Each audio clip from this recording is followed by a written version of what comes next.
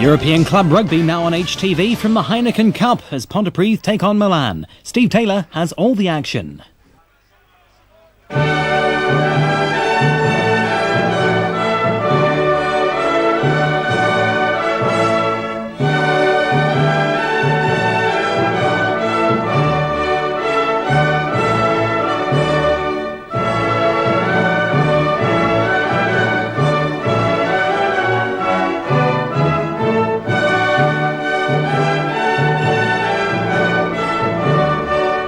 It's a night that will go down in Welsh rugby history. It's the first Heineken Cup game to be played in Wales, and it's a packed house at Sardis Road as Pontypridd take on the Italian champions Milan. 15-9 at half-time. The second half has just kicked off. Let's join our commentator, Bob Simmons. Thanks very much indeed, Steve. Yes, a penalty-plagued first half, you could call it. 24 points coming, all from the boots of the two kickers. Pontypridd doing particularly well early on, but then getting dragged into, well, what was really an unsavoury tussle in the first half. But now, almost the first chance there for David Manley on the right wing. 11 kicks at goal in the first half, would you believe? And numerous incidents involving Milan in particular. Some bad feeling in this game, and the referee, Brian Campsall from Halifax, has had his work cut out so far in this game. Pontypridd with a pattern, I'm sure, to win this game. But being restrained at the moment by Pontypridd. Diego Dominguez, 3 penalty goals to 5 by Neil Jenkins. Mark Rowley getting first touch to the ball there in the middle of the line-out. Knocked forward in the line-out though, so this will be a scrum to Pontypridd. With me, the Swansea coach, Mike Ruddock, whose side of course play Castres next week, hoping to get through to the next round, to the semi-final of the competition. What are your impressions so far, Mike? Well, Milan haven't been too consumer-friendly up to now. They're giving away a lot of penalties. Perhaps Don King might even be in the audience looking at them. 13 internationals in this Milan side, plenty of experience there. But a lot of indiscipline, it must be said, so far from them in the first half. Referee Brian Campsall has had the two captains together. This time it's Properzi, one of those internationals on the tight head side, number 3. Just a word of explanation, number 18 there for Milan is not a replacement, but it's Beretta, the flanker. They've decided this season, because of the death in a diving accident of their Massimiliano Capizzoni, a tragic accident, that they would not wear a number 7 jersey this season, just wear the number 18. Injury there to the Milan hooker Marangoni, as Neil Jenkins, who as ever has kicked beautifully in the first half, gets the chance then to send Pontypridd back into the Milan half. Do you see a pattern emerging in this game at all, Mike? Well, it's been pretty stop-start really, Bob. Neither side has been able to flow. Milan have looked quite dangerous when they've had some quick ball, and they've moved it pretty effectively. Not much of a threat most of the time in the line-out, but that time winning a rare ball. Little kick into space there by Fabio Gomez. We'll come back and talk about him a little later. But now it's Crispin Cormac, the fullback for Pontypridd. Jenkins again, kicking into the wide open spaces as ever. Marcello Cotita going back on the ball. The international winger, one of the two, the Cotita twins in this side.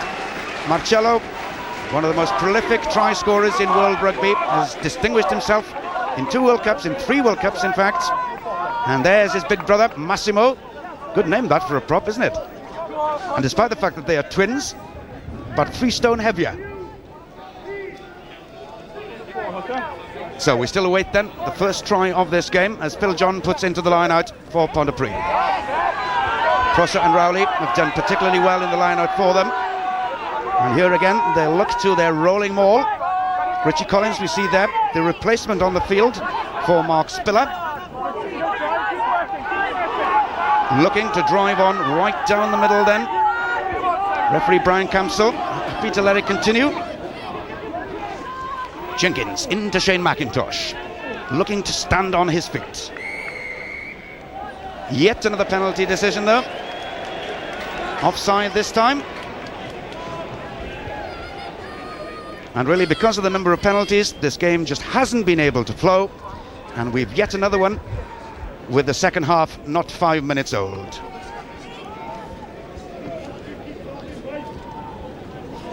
Bernie, the second row forward, 19 stone, 9 pounds.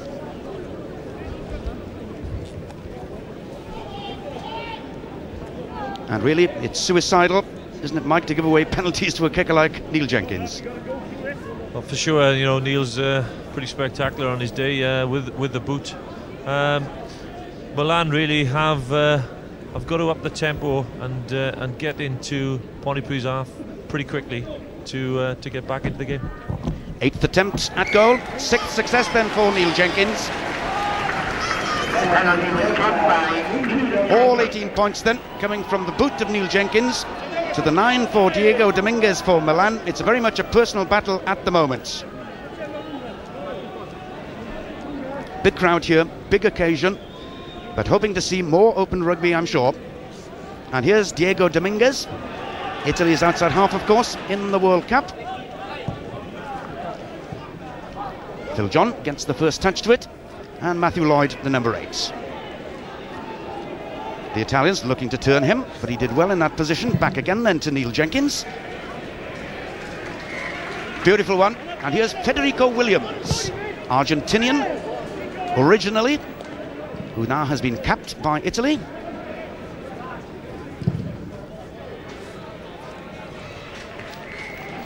Good kick again then by Neil Jenkins, but the Italians of Milan have managed overall to gain a little more ground. The main jumper at the line-out, number 4 at the front for Milan, Pierpaolo Pedroni. And they've been outgunned most of the time in the line-out by Pontypridd. This time rather, Pontypridd are penalised for closing the gap at the line-out. Free kick.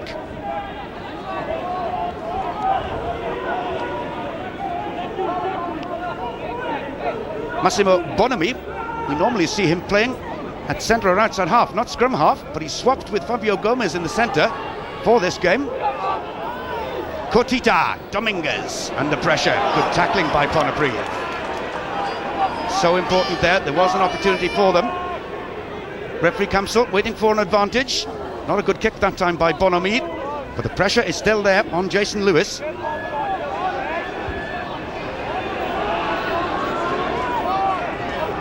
Referee Brian Kamsel trying to get both sides to play the ball in this game.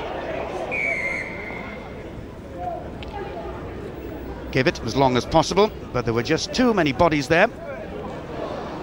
This will be an attacking ball to Milan. And in open play every now and again, Mike, they certainly look dangerous. Yeah, they come from deep and at pace behind. They bring the full back in well, and yeah, you know, with a bit more ball they could threaten. The steam really rising as it gets cold here. Gustavo Milano, the ball into space for Williams, the fullback. That was a lovely move there by Milan. Giovanelli, the flanker, keeps the possession for them. This is a brighter start to this second half by Milan. Looking to use the Pontypridd recipe of the rolling ball. Well, most of the first half it was Milan who were guilty of going around on the fringes of the mauls. This time it's Pontypridd who are penalised. So we're going to have yet another kick at goal from Diego Dominguez.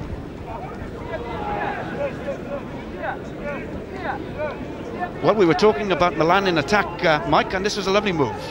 Interesting move, decoy with the scrum half breaking blind and bringing the man through the gap. Excellent inventiveness. A little bit slow really to secure the second phase from it. In the end, the Pontypridd men penalised for going in around the fringes of the maul, giving another opportunity then to one of the most prolific point scorers in world rugby, Diego Dominguez, born in Argentina, of Italian stock, and deciding to move to the country of his mother's birth.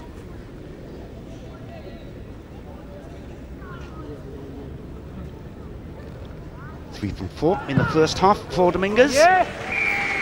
So he keeps up the high average of both these kickers. It's 18 points to 12 now, and everything to play for in this game. And even though Pontypridd really have looked as if they should dominate, they haven't really threatened that many try-scoring opportunities so far in this game.